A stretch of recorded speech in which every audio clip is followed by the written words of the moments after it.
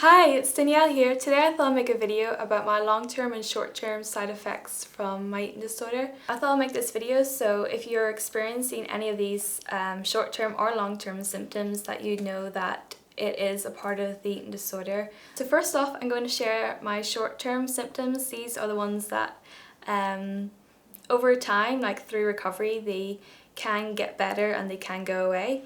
But the long-term symptoms are usually for life. So some of the symptoms I experienced were, first off, red, tired eyes. My eyes were like really dull and red, and I think that was due to malnutrition.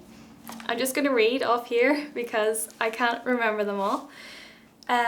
Also, I was cold all the time, and then I'll get this fluffy fur on my skin. So I'll get it like here and then on my body. It's all gone now, which I'm amazed. I thought I'd have it forever. Constipation. Sorry, that's a bit too much information, but you might not go to the toilet like very often, maybe once a week.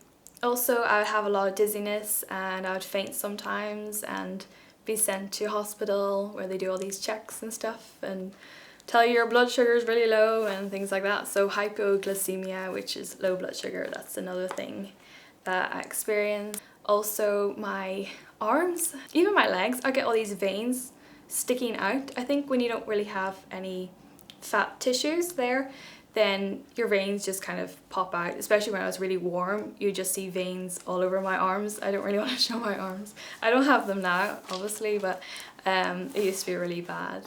Being unable to sleep at night, which is also known as insomnia. So I would sometimes watch Lord of the Rings because, I don't know, it was like a nice little movie to watch at night. I would have lack of emotions, so I was never really extremely excited or sad or anything. I was just, you know, okay. I was just easygoing, and but I did experience a lot of depression, especially any other time I relapsed into restriction, then I experienced depression. It was just my first time I didn't, but the other times I experienced a lot of depression. I also get stomach pains on my left side, like this painful lump, and that's why I always thought I had like another like disease, like Crohn's disease, and I did get a colonoscopy, which I won't go into too much information, but I definitely don't have that disease. That's all I want to tell you. Okay, next thing.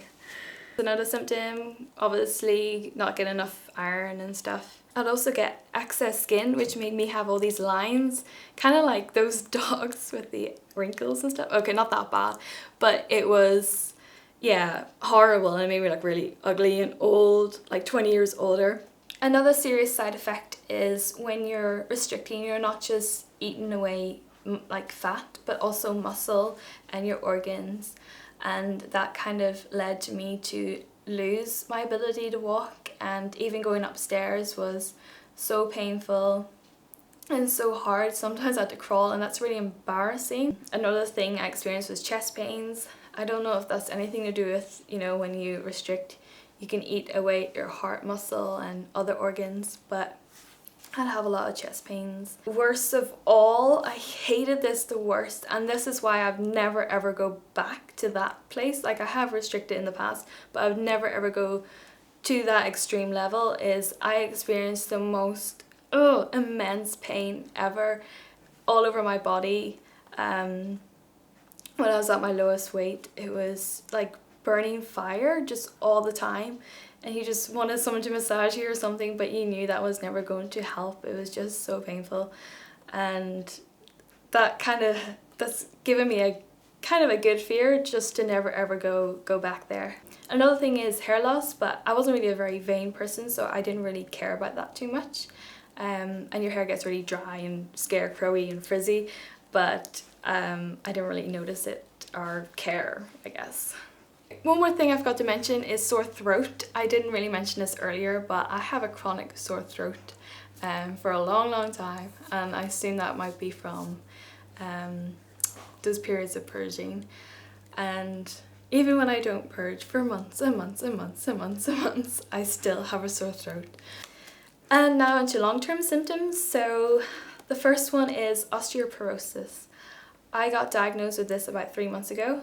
One of my friends suggested I should go and get it checked, and I thought maybe I might be borderline, you know, pre-osteoporosis. I was shocked when they said I'm quite severe osteoporosis, and that is something that I can't change. But I was given some calcium tablets and things to help it, and also like strength training was really good. Another thing is IBS, which stands for irritable bowel syndrome.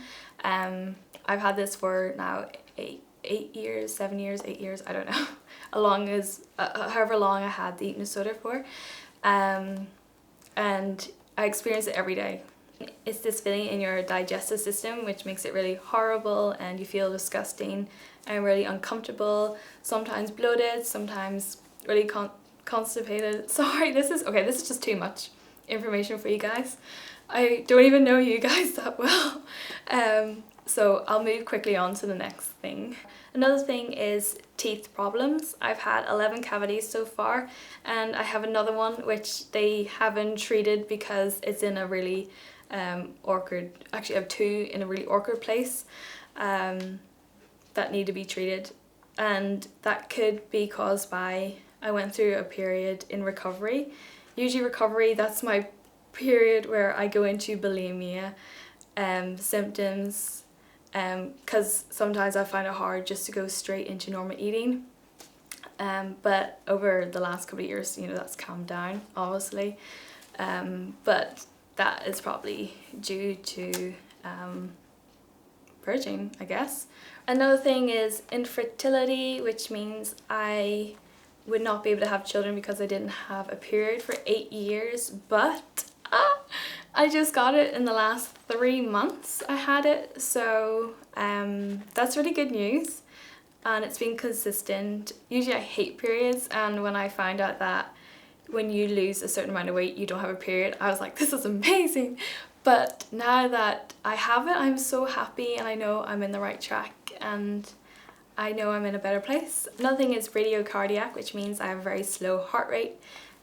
Usually it's between 38 to 44, which is below average, but it's better than, it used to be like 32, so it has improved. Another thing is stretch marks from quickly losing weight and rapidly gaining, and rapidly losing and gaining so quickly, and things like that. I don't know if you can get rid of them. I'm not too sure, I never really looked into it, but I just kind of accept that that is a consequence and it's there.